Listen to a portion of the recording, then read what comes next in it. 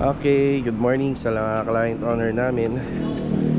Yan, bali nandito tayo sa JKJ Tile Center. Magna 9:30 na. Ayan. Bali may client tayo sa phase 6. Yan, pumipili po siya ng tiles na gagamitin po sa kanyang floor area doon sa pinaka front yard. Ayan, bali nag-assemble tayo dito ng tiles 40x40.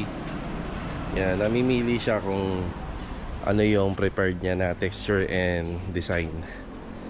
So ito pa yung iba. So ako po yung nagano niyan, assemble. Tapos meron pa dito. So check natin kung ano yung mapipili niya pong klase ng tiles. Bali 40x40 lang naman.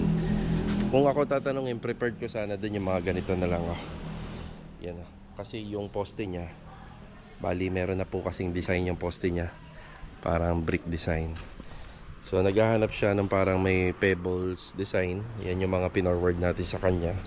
Pero kung bahay ko yun, ito gusto ko. Pero syempre, ang masusunod dito sa client. Ito nga po pala yung kinabit namin sa Block 14 Lot 30 at saka Block 2329 sa project natin sa Lumina. Ayan, namimili lang si client ng tiles. Tapos bibili rin tayo ng mga kulang pa na mga materyales para sa mga project natin. Yan, saglit lang tayo rito. Ito mga karos, nakapamili na si client. Kaso nga lang yung napili niya, bari-bira na kami gumamit nito eh. Napili niya po yung kasing gaspang ng liha. Ayan o, maririnig nyo naman yung kamay ko, medyo tumutunog eh. Ayan o, kasing gaspang ng liha. Ayan, malikabok, magugas na lang tayo. Pero since ito talaga yung nagustuhan niya, yan ang ibibigay namin sa kanya. Pero meron na lang kami mga konting pag-uusap tungkol dyan. Kasi kinakailangan ng cleaning materials yan kapag natapos. Hindi kagaya nito, ayan, wala kang marinig, diba? Mahina yung tunog niya. Okay na. Ayan, bibili na po natin yung tiles. Kailangan natin ng more than 100 pieces, 40x40. Yan, dala natin yung owner type jeep. Pick up na po kagad natin. Tara. Nandito naman tayo sa Riego de Dios project. Ayan, nandyan sila client. Ayan na. So bumisita po sila rito. At nag-usap na rin po kami sa mga susunod na development ng kanyang bahay. Ayan, halos ito natatapos na. Ang original nga po palang plano sa mga fence, yung fence grills natin, dapat po yan angle bar. So nagsuggest na lang po tayo sa kanila na gawing tubular. So nakita na nila ng actual, mas nagandahan naman po sila. So ito, alalay kami sa mga materyales na nakikita natin dito.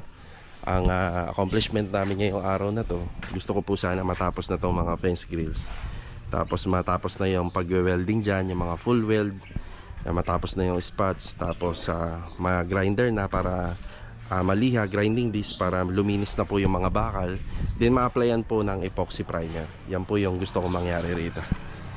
Tapos pinatutuloy natin syempre yung plastering pa rin. Tapos yung pag-i-imbak po ng ating sinalandrang buhangin, yung mga bistay. So bati tayo kay Alden. Good morning po. Ayan. Ayan sila ma'am. Alis na. Ayan sila client. Ayan. Si Epoy. Good morning Epoy. Ayan. Tuloy-tuloy lang yung bistay. Kasi habang may nagpopondo ng binistay na buhangin, yung trabaho natin sa plastering tuloy-tuloy. Nandito nga pala si Bilo. Good morning Log. Good morning. Ayan Log, nabili ko na yung mga tiles. Ayan, nandiyan na. Extension dito siya. Extension yun nga eh. Medyo nakalimutan ko rin kanina dahil inuna ko yung mga ibang gamit. Naghihiraman ba kayo? Teka, kaya mo ba diskarte yan? Diskarte mo muna. Sige, sige. Ayan, pinapunta ko kasi si dito si Bilog para mas mabilis matapos po yung pag-ball weld ng mga bakal kasi masyadong madami, mahaba. Ayan, nakalimutan natin yung extension pero madadala naman natin yan mamaya. Marvin, good morning. Good morning. Good morning. Thank you ka muna, may pananghalian kayo. Ay. Ayan o, pananghalian. Ma'am Catherine. Ma'am, maraming salamat po sa paulam nyo. Yun, di ba? Hindi nakakalimot sila sir no, pag napunta rito talaga. Good morning po. Good morning. Kamusta ka dyan? Mainit. Mainit talaga rito. Di bali, balang araw malalagyan ng exhaust to. Pero wala ka na dito doon. Iba na yung gumagawa. Kuya Doming, hanggang taas ka dyan ha. Hanggang doon sa biga, ang plastering. Ayan. Pinapalitadahan. Tapos, iskwalado ba sa flooring yan, kuya? Flooring tayo. Okay. So, sa flooring po, ang kuha ng layout ng palitada para pag nilagyan ng tiles, kita. Tapos, yun nga, nagpunta sila client dito. Pinapa-final ko na lang po yung color ng mga PVC panel. Kasi ang susunod ng mga plastering dito sa baba ay yung installation na ng mga ceiling framing. Tapos doon na natin na ipapa-electrical. Tapos ako na pong bahala doon sa mga pailaw. So, na-in-interview ko naman si client kanina. Sa akin niya na pinaubaya yung mga pailaw. So, nag-discuss na rin po ako sa kanya at aprobado naman na. Tapos yung dito nga pala, yung part na yan, malalagyan po ng butas yan. Sa ngayon, hindi muna namin binubutasan kasi ano pa po siya yung nag-uulan-ulan. Tapos wala pang bubong dito. So, kailangan po may access na kami dito. Tapos kapag nabutasan po yan, diretso pasukat na natin sa aluminum, glass and aluminum kailangan master batang. Yung tungkol naman po sa setup nito, 2 bedroom pero yung hallway talagang hindi na po nila pinagawa. Yan, magkakaroon na lang po ng design yan dito. There's yung handrail. Yan nandito banda. Yan, shoutout nga rin po pala dun sa father nila, sir and ma'am. Kasama nila rito kanina. Yan. Yeah, Richard, good morning po. Kay Rusty, good morning. Good morning. Yan, plastering. Bali, ito nga po palang room. Bali, dito banda dalawa. Ito yung pinaka-master's bedroom. May second room pa rito. May plano sila dyan para sa aircon kasi wala na masyadong ventilation. Tapos, itong wall ng TNB, medyo nalalakihan pa daw sila rito sa hallway. Yan, bali, magdadagdag pa ako ng 40 cm. Yan, magiging sakop na po yan ng kwarto. Additional na 40 cm dito sa sentada. Yan, bubulat natin na lang po yung mga daway yan. Yan para makapag-splice pa tayo.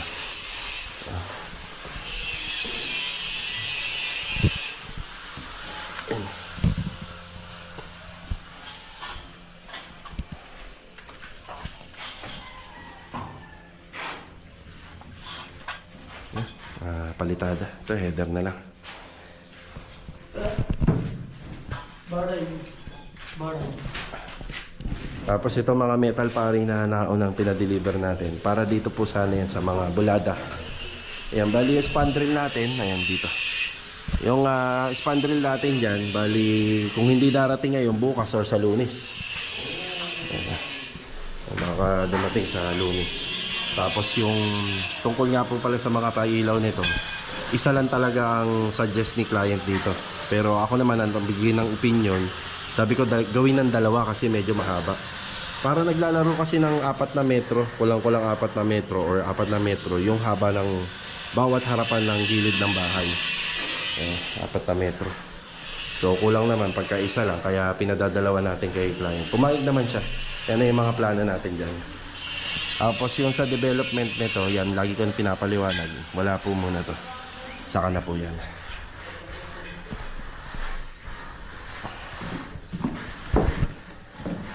Okay, ito lang po muna. Bali araw po ng Sabado ngayon at magpe-payroll tayo mamaya. Tapos dito naman po banda, yan magkakaroon po ng tiles dyan. Pinaka magiging disenyo ng pinaka frontage or facade.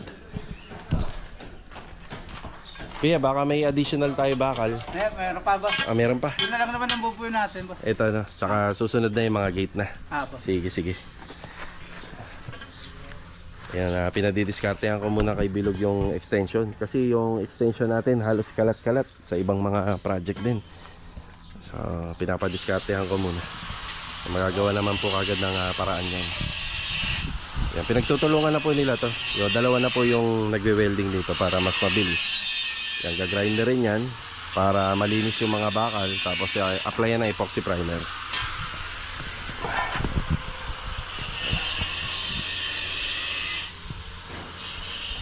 Good morning nga pala sa mga client owner namin dito sa Phase 6. Ayan, dito tayo ngayon. Kuya Philip, good morning po Kuya Philip. Morning po. Morning. Yan yung mga tiles na pinamili natin. Kay Kuya Rigor. Good morning po, Kuya Rigor. Morning, boss. Yan, bali ito. Pinalalagyan na ng tiles ni client. Yung po yung napili natin kanina. So, more than 100 pieces yung magagamit po rito. Yan, si Bilog, pinaiwanan ko po muna sa kanya to. Gawa ng yung mga materyales. Kukumplituhin ko muna. May dumating tayong simento. Nakasara yung bahay. Kakalisusin lang po eh. Nandiyan ba sa'yo? Wala po. Wala. Okay lang. Diyan lang naman talaga yung stock file niyan. Tapos meron tayong lacquer primer surfacer. Yan, lacquer primer. Ito ang ginagamit natin sa pang primer ng mga cabinet. Kailangan ni Kuya Rigor yan dito. Yan, si Kuya Rigor at saka si Kuya Philip ang gumagawa po rito. Yan. Pang primer dito sa ating TV console. Ito nga po pala kahapon pinapasuyo ko kagad kay Kuya Philip. Yan o, may masilya na kagad yan. Tapos pinapa-primer ko na.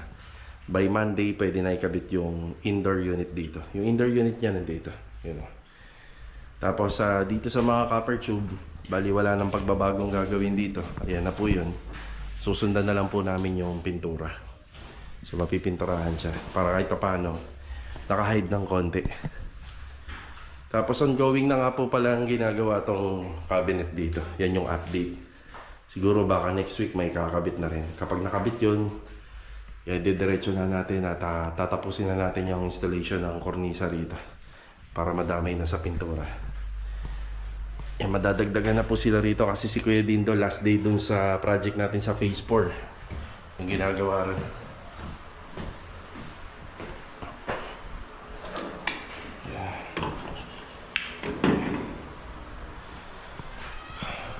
Yun. Yung cabinet. Kailangan malagyan ng primer yan.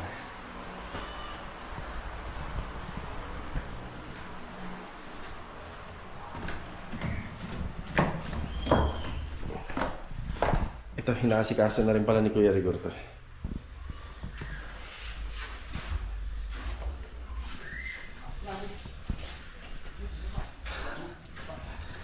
Bigat-bigat din yan.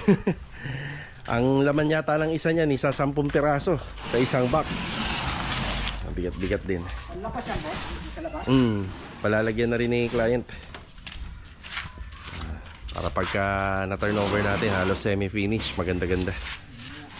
Kaya iniwan ko na yung lacquer primer meron, tsaka yung hardener. Doon sa ibabaw ng, ng latex. Yan. Salamat ng marami. Tara. Louie, good morning, Louie. Good morning. Ay, hinangin yung polycarbonate natin.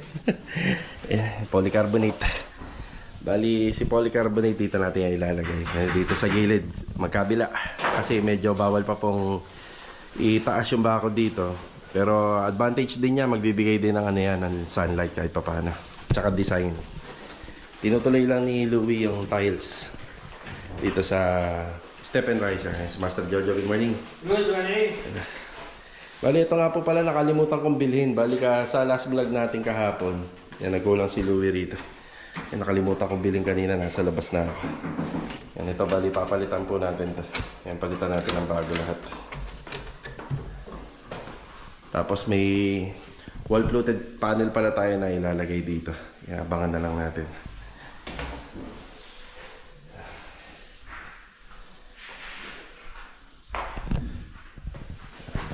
Madilim na.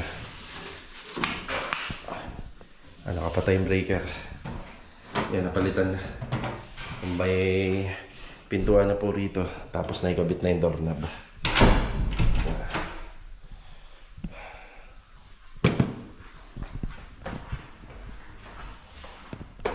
Ito yung mga risers. Yan na.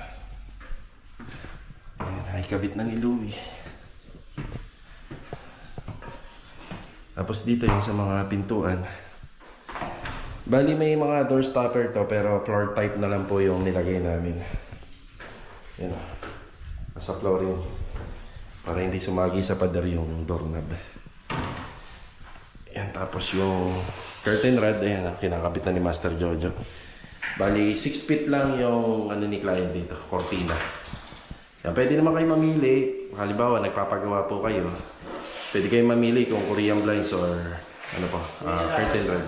May allowance. Yan ba? 6 feet. Yan.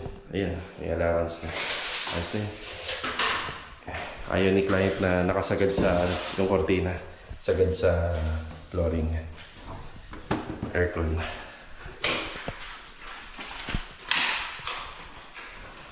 Ito rin. Yan, nakikabit na ni Master Jojo yung ano rito, curtain rod. Kaya kami nagpapa-allowance, gawa ng ito. Kasi yung mga curtain rod, may mga disenyo yan. Yan, para may ilalagay din natin yan kahit pa paano.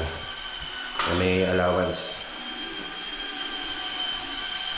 Yan, ganun din dito. Cortina. Magandang cortina rito yung sasabay sa kulay ng pinto o kaya nung PVC panel. Tapos ito yung ano ni client. Yung pinaka niya. Pendant light dito sa stairs. Ang ganda. Lalo na kapag ka nalagyan na ng ng cortina. Yayaman eh. Tapos yung ginamit kong ilaw rito, LED. Yan para hindi umiinit.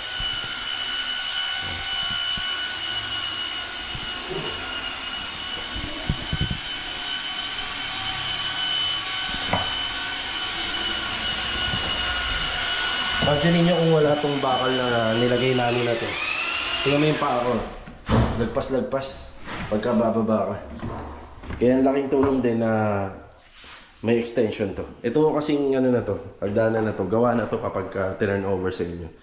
So kung ibibigay niya lang na sukat niya, mga maiksi lang po talaga. Nasa siguro wala pang 20 cm. Kaya nilagyan namin ng extension. Break time. Yan, break time na po muna tayo. Yan, mag-update po tayo sa iba pang ongoing project. Tara.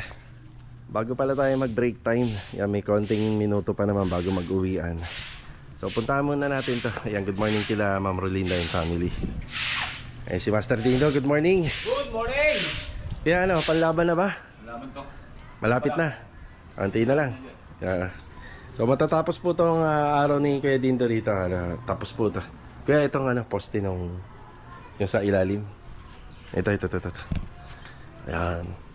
Ayan. Pero pagulungan ko na ulit eh. Oo nga. Umaga. Linis na kuya. Ganda na. Salud na lang sir. Oo. Muna ko to dahil mamay matindi init dito. Kaya nga. Tama nga ho yung diskarte mo. Kaya ito muna ko. Ano na ba to? Kasama na pati pananggulo. Pati pato. Pato, pati talabya. Nakakayang pumasok kuya. Hindi pa. Hindi mo naman. Medyo hindi pa. Hindi mo papaano lang mo ako. Dito. Kuya, damit mo yata to. Bakit pinapunas mo? Wala na yan. Sama na sa akin. Teka, may bill yata. Baka maputulan sila.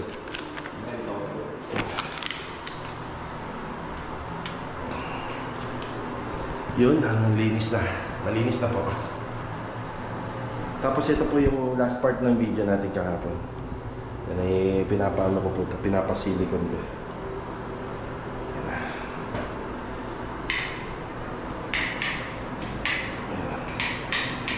Tricolor po yung nilagay kong mga ilaw rito. Dito na lang. Hindi pa nagagalaw ni Kuya Dindo to. Kuya! May ilan bagay pa akong may tuturo para matandaan mo.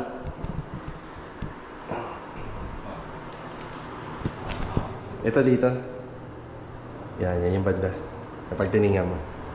Tapos ito na lang kuya, ito po kabilaan. Tingnan mo rin yan. Ito kuya.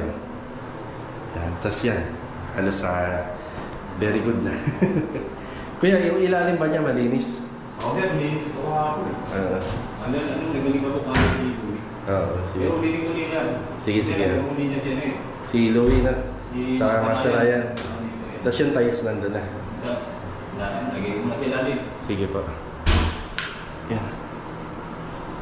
Yan, okay na. Nadalhin ko mamaya rin. Sige.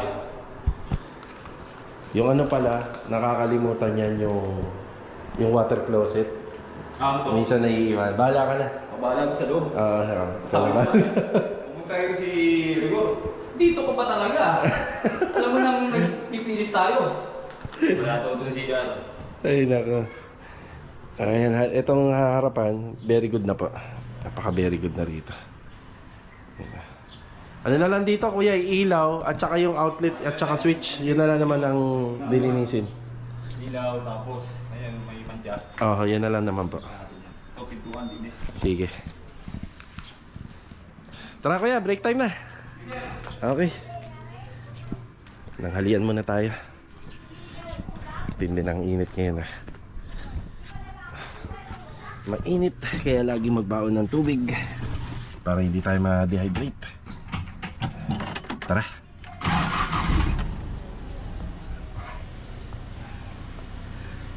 Ito mga karos, after break time, ayan, balik trabaho tayo tsaka sa pagbibigay ng update dito sa mga ongoing project natin. So pumunta ka po pala yung client owner natin dito sa Anyana Bel Air East. Yun nga lang, nagkasabay po sila ni client natin dito sa Riego de Dios. So nanggaling po sila doon, so binisita po sila doon sa unit at nag-iwan po ng solar panel. So yung solar, kakabit natin yung para lagi po may ilaw paggabi doon sa construction site.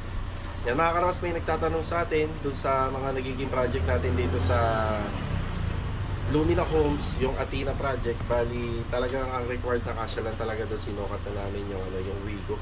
Pero yung mga ganitong klaseng sasakyan, yan yung mga 7-seater SUV, parang halanganin din to kasi yung unahan or yung puweta ng sasakyan yung usli pa according doon sa sukat. Basta yung sukat po ng mga bahay dito kapag nalagyan na ng extension, nasa 9 meters lang. So ayun po, salamat po doon sa nagtanong. Tara. Andito na tayo sa Anyana Bel Air East. Ayan, magandang araw kila client owner dito. Bali kanina nagpunta po sila. Yan nga lang, hindi na po kami nagpang-abot. So may mga tinapos din po kami sa bahay, yung magiging payroll po natin ngayong araw ng Sabado. Dito nga po pala mga karos, makikita natin yung mga panambak dito.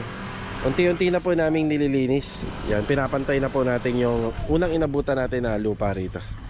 Si Kuya Chris. Magandang araw po Kuya Chris. Magandang araw, sir. Yan Kerwel, magandang araw. Yan So ang ginagawa nila rito, tinatanggal na po nila yung mga tambak na mga nahukay namin dito sa likod. So ibinabalik na po natin.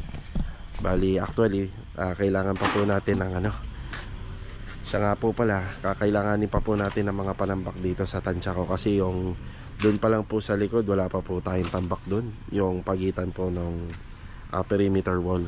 Tapos nagba-backfill na po kami dito sa likod. Nahuli ko po kasing naitanong kay client na ipapantay niya pala yung yung flooring doon. Medyo malalim 'yun. So gusto niyang ipantay. Kuya Boy, good afternoon po Kuya Boy. Medyo na late po yung materialis natin. Yan, ito hawak-hawak na ni Kuya Boy yung 16mm na pinadadagdag niya. At saka itong tubo naman ng kay Adonis na D4. So itong D4 po gagamitin po doon. Magdudugtong po tayo. Oo nga, magkausap kami kanina. Kanina. Yeah.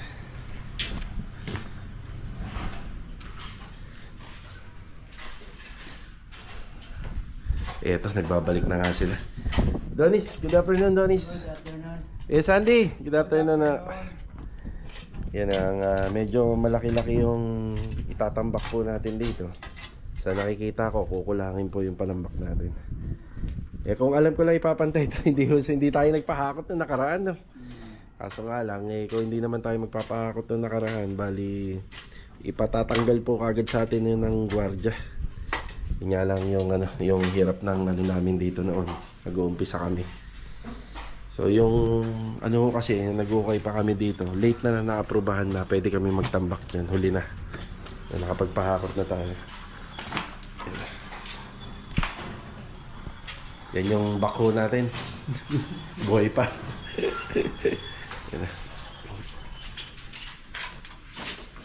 Maganda pag may kartilya. Yeah. Dapat may tunog.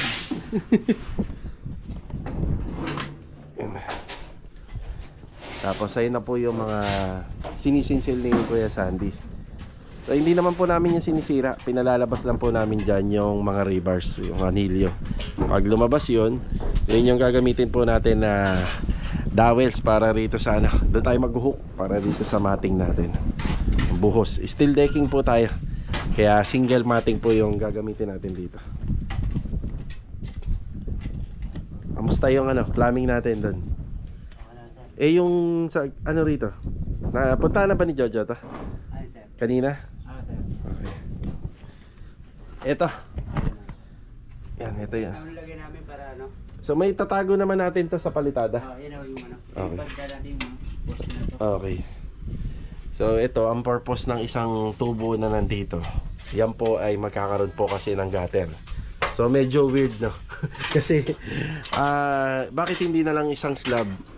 Bali meron po kasi kaming 1 meter setback na hindi po natin pwedeng islab yun. According sa house rules na renovation dito sa paggawa ng mga extension dito sa project natin sa Anyana. So kaya nagkaroon po ng isa pang tubo yan papunta dito sa catch basin natin. Diyan na po yan na bababa. So sa madaling salita, naka-inside gutter tayo rito. Dito naman sa kabila, ito sa kabila, yan yung gutter natin. Nandun na sa labas. So may downspout tayo ron, kaya may catch basin dito. Yan.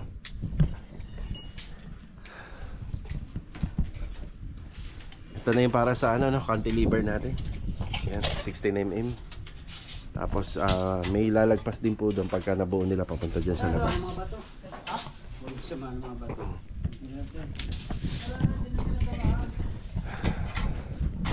Dito nga pala mga karokas, yan, nagba-backfill kami. Ngayon kung uulan, yun ang maganda. Yan, mababad po to sa ulan. Bagay lahat naman ng ano, ng ulan may benefits din naman yan. Yan, kung uulan, mas maganda para makompact ng husto to. Talagang masiksik siya. Yung magdamagang ulan talaga. So sana umulan mamayang alas 5 ng hapon hanggang bukas ng alas 8 umaga. Sa Lunes, wag na. wag na sa Lunes. Yung kinakabahan na naman si Kuya Chris. Paano naman ako? Pasok. Di ba, wala kayo pasok ng... Kailan ba yun? Hercules. Eh, pakonsuelo naman ako sa inyo. Yeah. Nag-inom kami. Nag-inom pa kayo ng Miyerkules. Kuya na, hindi na uwi. Parang holder rin naman sa bahay nila. Kasi matapag Eh, may pakonselo naman tayo kay Kuya Chris at saka kay Kuya Roel. Pero yung iba kasi nakapasok. Yan, kagaya ni Kuya Boy tsaka ni yan. Kay Sandy, sige, sige. Ano nga pala, nagsisinsil si Kuya Sandy.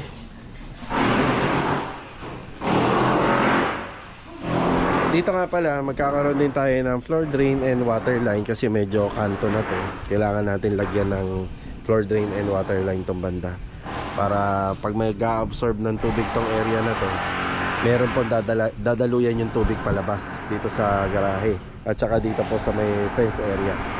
Ito ho kasi, hindi naman to pwedeng lagyan ng bubong pa rito. Tapos ito naman, yan, ito ang pwedeng lagyan. Pero naka-setback pa rin po siya ng mga nasa 120 cm. Papunta po doon sa likod. Okay, pag-usapan natin ang benefits ng ulan. So, hindi naman po porket na ulan, eh hindi na maganda po sa trabahong pang construction. So, maganda pa rin po yung ulan. Ang mga benepisyo niyan sa pagtatrabaho, syempre yung ano mo, yung lupa mo, ayan, yung lupa mo, makokompact na siya. So, kailangan pa rin ng ulan yun. So, makakalibre ka na sa patubig nun pag nagkataon. At saka, syempre rin, itong mga, yun nga lang, ang hindi maganda sa trabaho na, ano, kapag umuulan, syempre, yung pagpipintura. At saka yung, ayun, pagka gumagamit tayo ng electricity sa labas, pag gumagawa ng bakod, hindi maganda kapag umuulan. Pero itong pag-aasinta, masusurvive pa siya kapag kaambon lang naman. So kapag nag-aasinta tayo, masusurvive pa siya, kayang-kaya pa. Pero kapag umuulan talaga, number 1 talaga yung pagpipintura. Ay, hindi talaga maganda yun. Tapos ano pa yung pwede nating makukuha pagka umuulan? Anong benepisyo pa? Kunyari, nag-slab naman tayo. nagbuhos tayo ng flooring, dapat kinabukasan pag umulan, yun maganda yun. At saka yung slab din sa ibabaw po ng ginagawa nating extension. Yan, maganda po yan kapag ka umuulan kasi nabababad po yung semento o yung concrete cement ng buhos natin kapag ka umuulan. So lalo siya magiging matibay. So sa curing, mas maganda na may nababasa po yung concrete flooring natin. Diba? Kanina nag-usap kami ni client. Pinapatanong ko kung pag natapos tong renovation natin dito, pwede bang iwanan yung mga nakausling mga bakal, kasi proposed for second floor po yan eh. So pinatatanong ko rin sa kanila na nagpunta sila rito kung sakaling makasaglit sila sa admin office yan, para pag natapos tayo hindi na natin puputulin, pero kung required talaga na putulin yan, puputulin na natin. Yan mga karos, ito lang po muna yung project update natin dito sa Anyana Bel Air East. Sa susunod na linggo, maganda-ganda na yung progress and development niyan, makakapag-schedule na tayo para sa buhos. Tapos itong parte na to, ayan, bali mapapano na po natin to, mapapapatag at mapapalinis na po kagad natin. So pinapatapos ko lang pong maubos lahat ng lupa rito para malaman natin kung ilan yung deliver natin ng mga panambak. So magandang panambak yung mga ganito, para siksik talaga itong ganitong lupa.